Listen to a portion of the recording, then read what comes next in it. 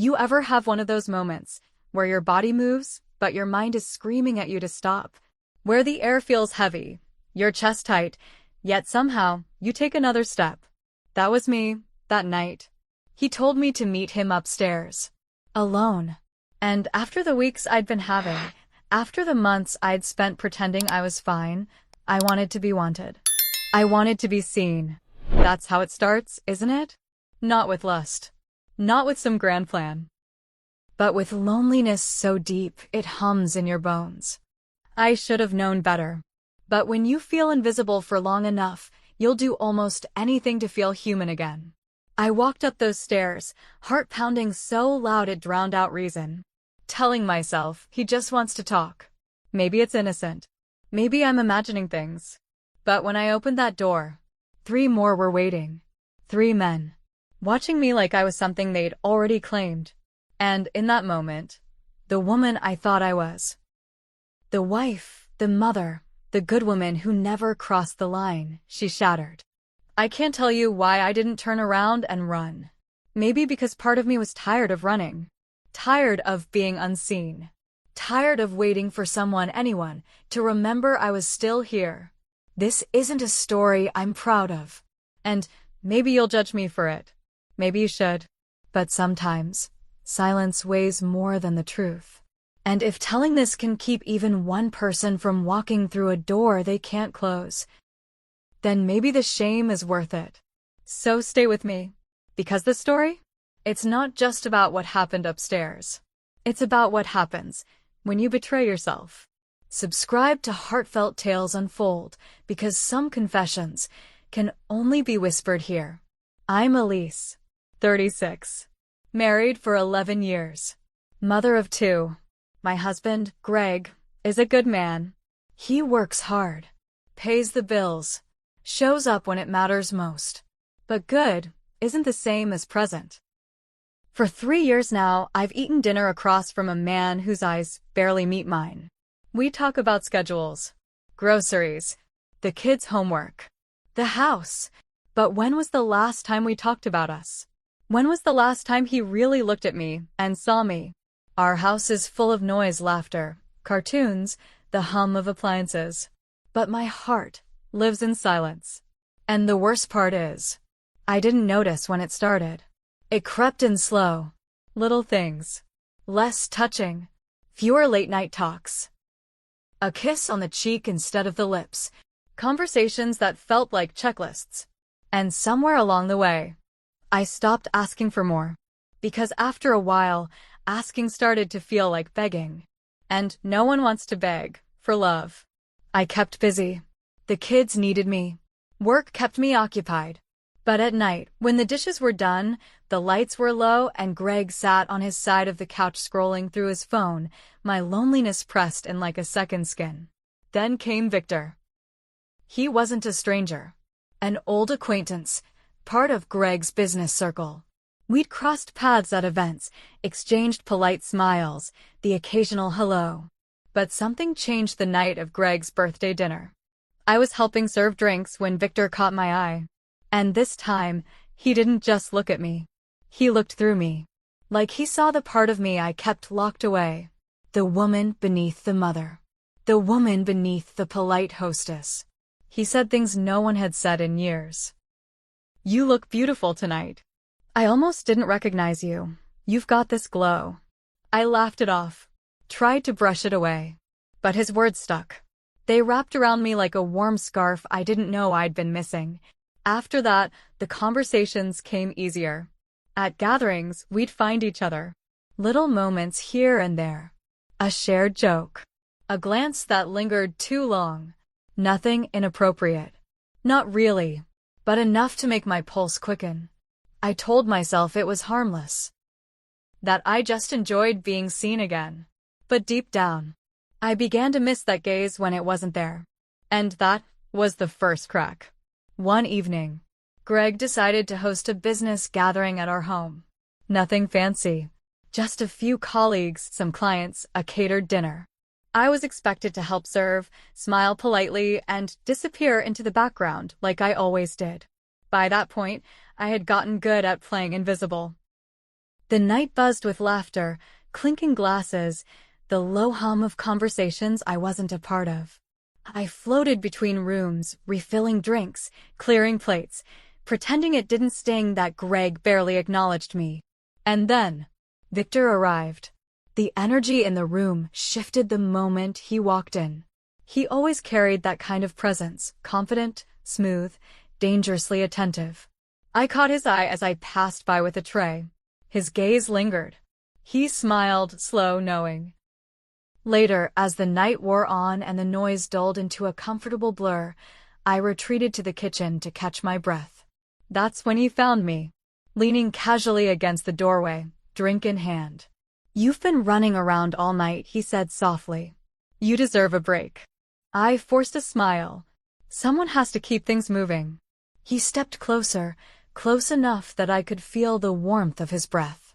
"Would you mind helping me upstairs?" he asked, voice low.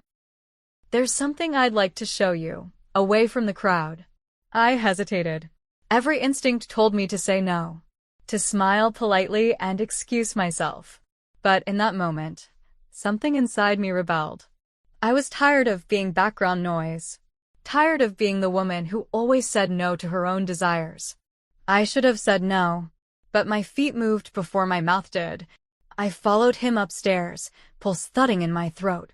My mind spun with justifications. He's probably showing me something harmless. Maybe a painting, maybe a new room Greg mentioned. But deep down, I knew better. The staircase seemed longer that night, each step heavier than the last. And yet, I kept climbing. When we reached the landing, Victor glanced back, eyes dark with something I couldn't quite name. He pushed the door open with a slow creak. And that's when I saw them. 3 more men stood inside, drinks in hand, watching me, waiting. For a second, I couldn't breathe. And then, one of them smiled. The kind of smile that knows too much. My skin prickled. My heart raced. I wanted to turn around, to run, to scream. But my legs didn't move. I stood there frozen, caught between the woman I had been and the one I was about to become. Stay with me, because what happened next, I still can't forgive myself for. Time slowed. I could hear my heart pounding loud, frantic, drowning out the rest of the world. Every instinct screamed to run. Get out. This isn't you. And yet, my feet stayed planted. I wanted to run, but part of me wanted to be wanted, even if for the wrong reasons. I stood there in that doorway, frozen, as their eyes traced over me. Not one of them moved, yet the air was thick with expectation. And beneath the fear, something darker stirred. A hollow ache that had lived in me for months, maybe years. I saw flashes, Greg sitting at the dinner table, scrolling through his phone. The way his hand brushed mine without thought. The cold space between us in bed each night. The loneliness was louder than the danger in that room. And then the rationalizations came fast, desperate. They don't care about me. I'm not special to them. But maybe that's easier than being invisible to someone who should love me. A part of me hated that thought. The other part clung to it. One of the men stepped forward, slow, deliberate. He reached out, brushed a strand of hair from my face, fingers grazing my cheek. I flinched, but didn't move. I kept telling myself, one step back. You can still leave. One word, you can stop this. But each second rooted me deeper. The look in their eyes wasn't tender. It wasn't loving. It was hungry. And for a moment, shamefully, I wanted to be devoured. Because at least then, I'd be seen. Another flash, Greg rolling over, back turned to me. Nights spent lying awake, wishing for arms that never came. If Greg had touched me like this, maybe I wouldn't be here. Maybe I wouldn't be trembling in a room with strangers, craving the wrong kind of attention. But I was here, and in that moment, wanting felt stronger than wisdom. They moved slowly. No sudden motions, no raised voices. Just subtle shifts, one man taking a step forward, another leaning slightly closer. I felt them, circling. Victor's voice broke the silence, soft, close to my ear. "You're beautiful. Why hide it?" My breath caught. One voice screamed, "Run. Now, while you still can." But another voice, quieter, more dangerous, whispered, "Stay. Just this once. Stay, and remember what it feels like to be seen." Victor reached for the nearby table, poured a drink. Amber liquid swirling in the glass. He held it out to me, smiling. Calm. Certain. I took it. Fingers trembling. I told myself one sip, then leave. Just one. But even the first sip burned more than the whiskey. It burned because I knew I wasn't going to leave. The room seemed to shrink. The walls pressed in closer with each breath. Another man brushed past me, too close. His arm grazed mine. "Did anyone ever tell you, you have the kind of smile that makes a man forget himself?" I laughed, nervous, hollow. It wasn't a real laugh. It was the kind of laugh women give when they're drowning inside. And that's exactly where I was. Drowning. Victor stepped behind me, fingers trailing down my arm, stopping at my wrist. His grip was gentle, but it told me one thing: you're not walking out of here the same. Another man leaned in, whispered something I couldn't even process. My mind was a blur. My body betrayed me, still standing there, still smiling faintly, still sipping that damn drink. Every second dragged me deeper. And just as I thought, maybe I can still leave, maybe this is salvageable, I heard it. Click. Someone closed the door.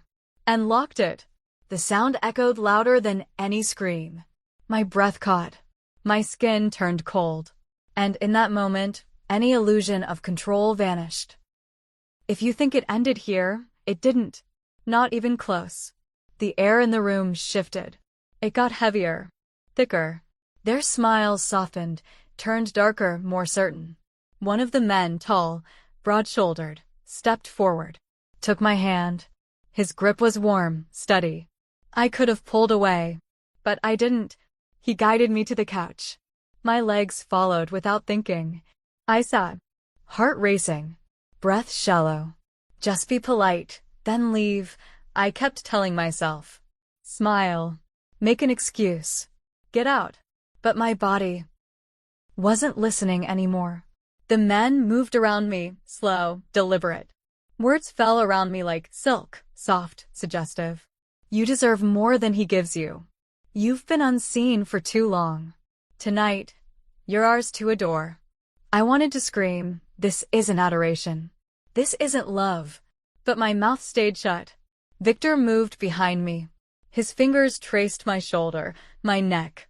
Then, his lips pressed against my skin. Warm. Lingering. That was the first betrayal. And I let him. I didn't pull away. I didn't protest. Because in that moment, it wasn't about wanting them.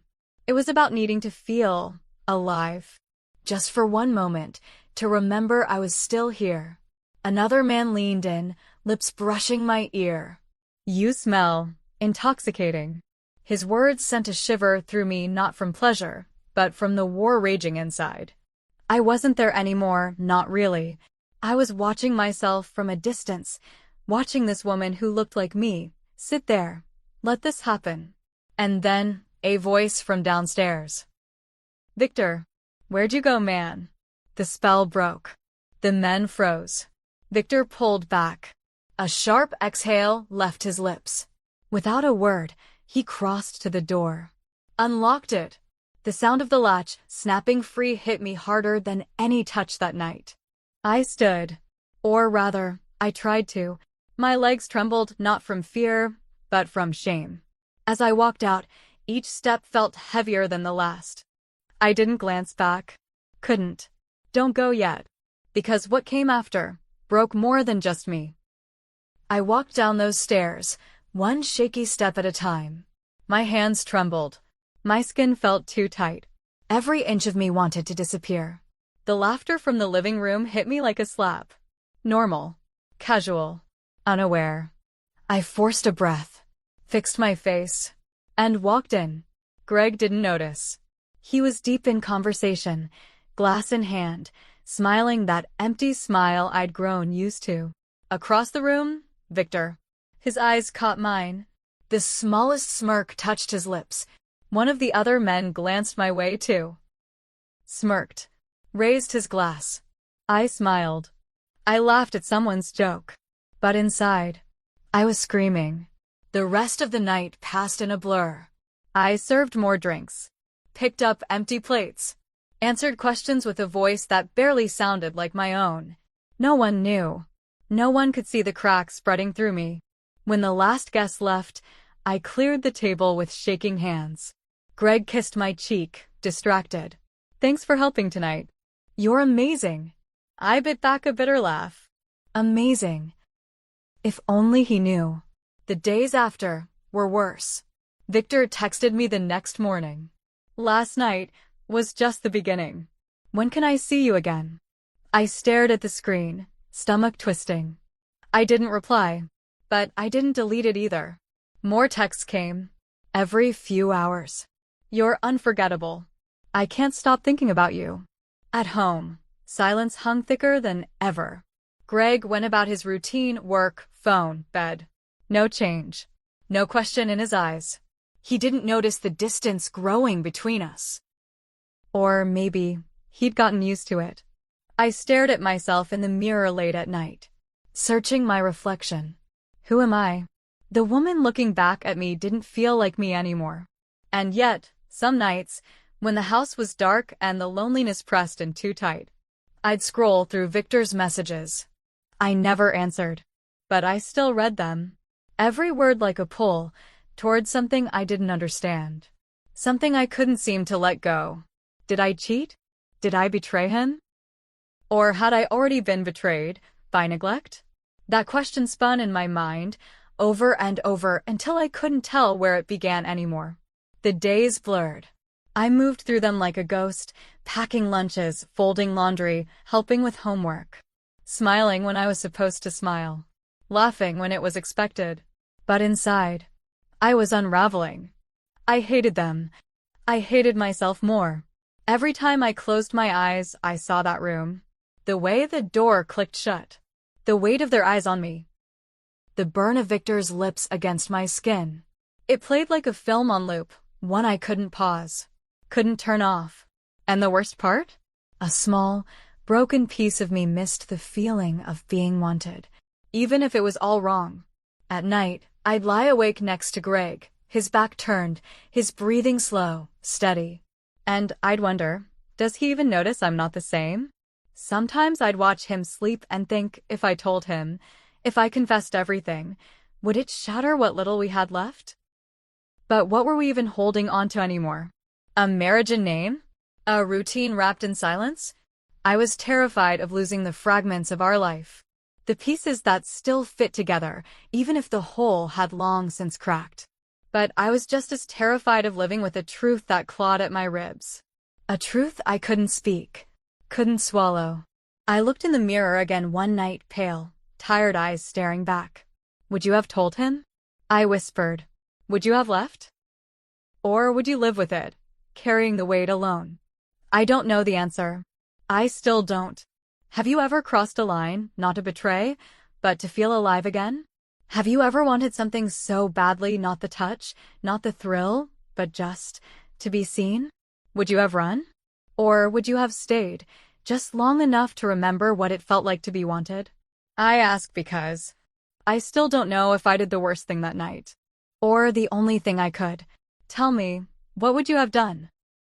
Because sometimes, the hardest part isn't surviving the moment. It's living with it afterward. If this story stirred something in you, subscribe to Heartfelt Tales Unfold.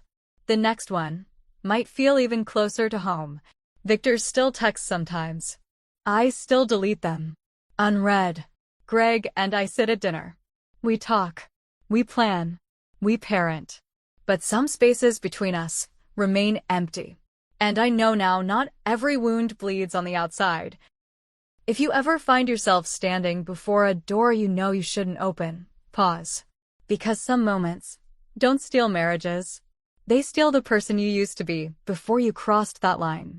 I opened it, and I'm still trying to close it.